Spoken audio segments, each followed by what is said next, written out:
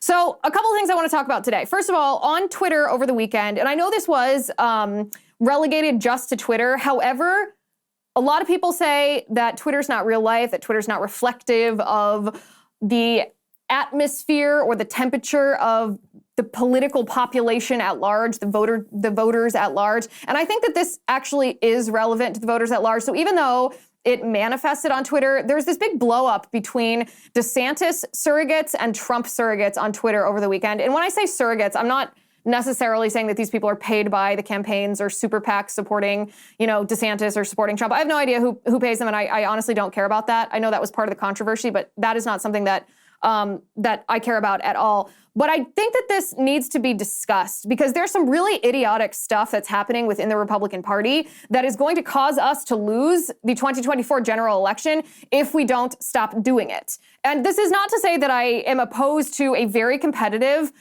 race, a very competitive primary. I think that's good. I think I actually love to see that. I want to see both candidates. And when I say both candidates, let's be real, at this point, it's just Trump and DeSantis. I know there are others who have committed to the race, but polling wise, it's Trump versus DeSantis right now. But we risk losing a huge portion of the Republican Party who will decide to sit out in the 2024 presidential election if we spend our primary time not just having two candidates compete and saying this is what I stand for, and I think I'll do a better job because of X, Y, Z, and I don't think my opponent will do a better job because of, ABC. But if we stop being competitive and start actually vilifying and demonizing, then I'm sorry to say there are going to be tribalists on both Team Trump and both Team DeSantis that sit out in the general election if it's the opposing candidate that wins the Republican nomination. And that would cause us to lose in 2024. So we're going to talk about that a little bit and what we should be doing differently to win. So let's talk about some of the drama. Now, I don't always wade into drama that happens on Twitter. I follow along with it all. I read everybody's drama on Twitter, on political Twitter, because it is actually a good indicator of maybe a more hyperbolic version of what the general voting population is feeling or talking about or caring about. I don't buy some people's hypothesis that Twitter is not real life. You'll see this said all the time on Twitter, that Twitter is not real life. Twitter is not real life because people are very mean on Twitter. People are very nasty on Twitter. And probably because it's got a keyboard warrior environment where sometimes you can be anonymous because you are behind a profile picture, you're behind a username, you're not face-to-face with the person, so you forget their humanity. I understand the keyboard warrior effect. Believe me, I understand it. I've been on Twitter since 2009, 2011, something like that. And I've been involved in politics on Twitter that long too. And I read my mentions every time I have a tweet go viral. I understand how nasty and inhumane people are on Twitter. However, I do think it is reflective of people's attitudes. Not all the time, because people on Twitter tend to be more obsessed with politics than people off of Twitter, but it does reflect this general raising of the collective temperature in politics in our country. You've probably experienced this, right? Think of yourself 10 years ago and you were having a conversation with your next door neighbor about politics, or your coworker in the cubicle next to yours, or a fellow parent on your child's soccer team, maybe even a teacher, right? A school board member. And you could actually have friends back then who had pretty different political views than you, and no one really cared. People didn't always talk about politics. You knew that someone's politics were different, but you're still able to do other activities together and hang out and socialize. Your children could be friends. And now it's very different. Now it seems like that people's politics are so prominent that it creates a tension, an elephant in the room, and a social awkwardness when you know that someone's politics are very different than yours. And not to point the finger at the other side, but it's all their fault. The left has made it almost impossible to be friends with people who are of opposite viewpoints, has made it impossible for them to be friends with people who hold opposite political views, right? They immediately know, oh, are you a transphobe? Oh, do you support Black Lives Matter? Oh, you're not in support of gun control and common sense gun legislation? You want women to be forced to carry their rapist babies?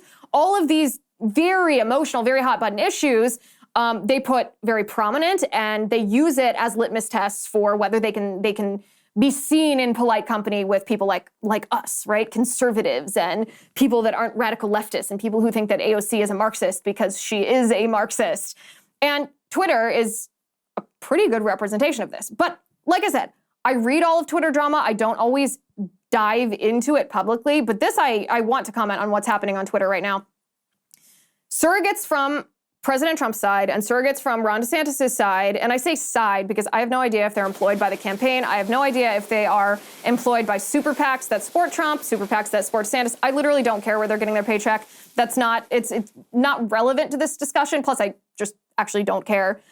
However, they are waging battle against one another on Twitter, and not just battle the way that you would think a Republican primary would go. DeSantis announced that he was running for president last week. Okay, so you expect the political attacks against him from all of the different Republican candidates and the Democrats to ramp up. That's fine. You expect DeSantis's attacks against Trump, the front runner, to ramp up because he's now an official candidate. That's also fine.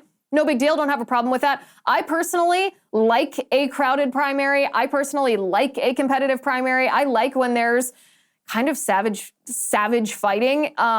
As long as it's policy-based, I don't really like it when it delves into what's happening on Twitter right now. But Gavin Wax, formerly of the Babylon Bee, though not to get ahead of my story, tweeted at Christina Pushaw and said, "What the F is your problem?" Christina Pushaw and Seth Dillon, who is the CEO of the Babylon Bee, publicly fired Gavin Wax for degrading and using profanity against Christina Pushaw in that public forum, right? So this caused an uproar, drama on Twitter, right? Some people on the Trump camp were like, "Oh wow, Babylon Bee firing Gavin Wax publicly on Twitter, that's not a cool move." And other people were like, "No, when you go after a woman with profanity, when you work for a Christian organization, that's not representing the Christian organization well, so it's perfectly fine not only for you to be fired, but for that accountability to be public since your transgression was public," right? So you can see what I mean when I say drama. There's also been this is in particular from the pro-Trump, anti-DeSantis folks, there's been some strange attacks on DeSantis, such as this came from Liz Harrington, who used to work for the RNC, but she's worked for Trump for the last couple of years, comparing DeSantis's military service or inferring, I don't want to say comparing because she dropped a photo as comparison of Pete Buttigieg in military uniform, insinuating that if you serve the military, that I don't know exactly what her insinuation is, but comparing DeSantis in military uniform to Buttigieg in military uniform, which is kind of degrading, or I mean, unless everyone is completely missing her point, it seems to be fairly degrading of people that serve in uniform, particularly DeSantis. Hi guys, it's Liz Wheeler. Don't forget to watch my show, The Liz Wheeler Show, every night at 7 p.m. on the First TV. You can download the free First TV app, or you can visit thefirsttv.com/Liz and start watching today.